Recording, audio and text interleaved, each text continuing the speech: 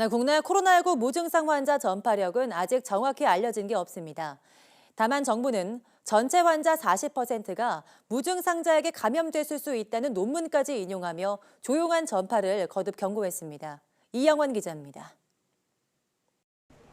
국내 코로나19 확진 당시 무증상 비율은 최대 30%를 넘습니다.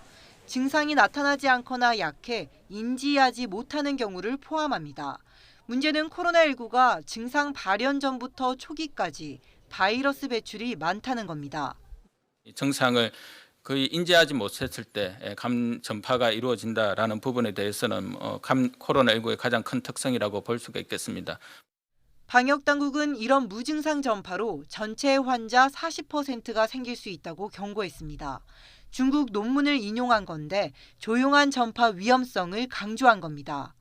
전체 환자의 40% 이상을 이미 감염시켜 놓았을 가능성이 매우 높다고, 긴밀한 접촉자의 90% 이상을 찾아내어 완벽하게 차단을 해야만 감염 확산을 막기 위해 무증상 환자 조기 발견이 중요한 겁니다. 정부가 미등록 외국인과 노숙자 등 방역 사각지대 관리를 강화하기로 한 것도 같은 맥락에서입니다.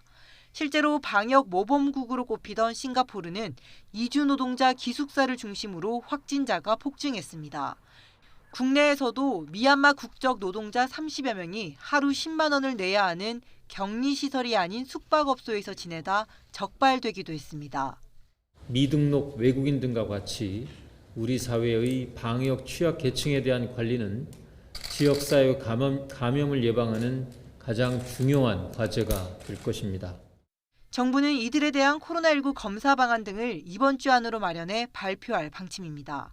YTN 이영원입니다.